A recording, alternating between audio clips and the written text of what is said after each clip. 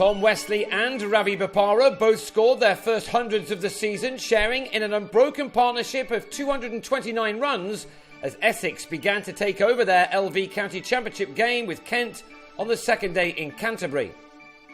Kent resumed their first innings on the second morning on 344 for 7, and they lost Mitch Claydon for 24 to the fifth ball of the day when he edged a drive off David Masters to James Foster. Now for something that will be filed in the no way category, as Foster missed a regulation edge off T-Mal Mills, a very rare drop which gave Adam Riley a life. Riley went on to make 18 in a ninth wicket partnership of 26, which was ended when the spinner was caught at short leg off a combination of bat and pad to give Monty Panesar his first wicket of the match. That brought back Ben Harmison, who'd injured a hand while batting on the previous day. There was no break, although he was obviously in some discomfort, even against the spin of Panesar. He helped to carry the total to 387, only to be run out by Mills after being found guilty of ball watching. Jesse Ryder ended with career best figures of 5 for 54, having failed to add another wicket in the first hour of play. So under blue skies in the Garden of England, Essex started their reply with Nick Brown opening up in what was just the fourth first-class match of his career. His highest score remained at 22 when he was very well caught by Riley off Claydon after contributing 8 runs to an opening stand of 24 with Westley.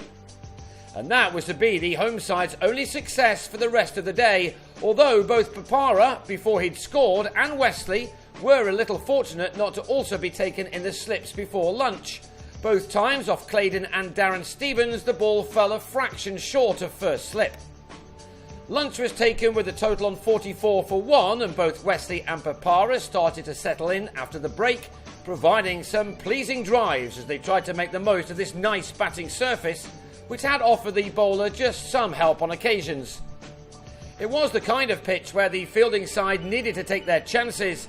Sam Billings missed a very tough one to get rid of Bopara on 18.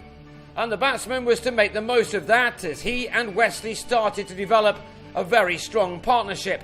Their coach Paul Grayson had been a little critical of the batting after the draw with Glamorgan last week, and so he will have been pleased to see these two play in this manner. It was now a race to see who would get to their half-century first. In fact, both were raising their bats in the same over, the 36th. Westley started it by paddling Riley to the fine leg boundary for his 7th 4 to reach his 50 off 101 deliveries. It was the third time in 13 innings this season that the opener has made it this far. For Bopara, this was his first 50 of the championship summer. He'd used up 97 balls for his, from which he'd struck 6 fours. Both batsmen were going along at a similar rate as that shot for a couple also brought up the 100 partnership. Such was their concentration and willingness to go on that neither player was quick to acknowledge the applause for their efforts. They were still going along nicely by the time tea was taken, with Westley moving ahead of his partner with a couple more fours. He went to the break on 72 while Bopara had 65 out of a score of 160 for 1. Kent were in need of a good start to the evening to try to get themselves ahead. But they weren't able to do that as Bopara continued to flourish on a pitch which by now had pretty much gone to sleep. This effortless shot carried the distance. Bopara was looking to play a few shots now and should have been taken in the deep off Riley.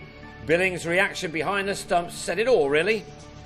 To emphasise just how slow the surface had become, this ball from Stevens clipped the bottom of Westley's bat and again fell short of a man behind the stumps.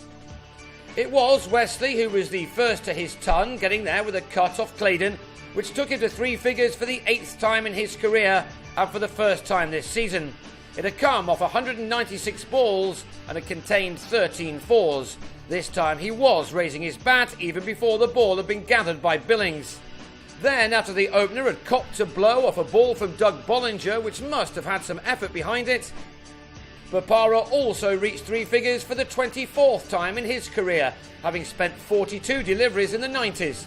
He took a sharp single off Riley to get there off a patient 205 balls, for which he'd found the boundary on just 8 occasions, while he also cleared it once.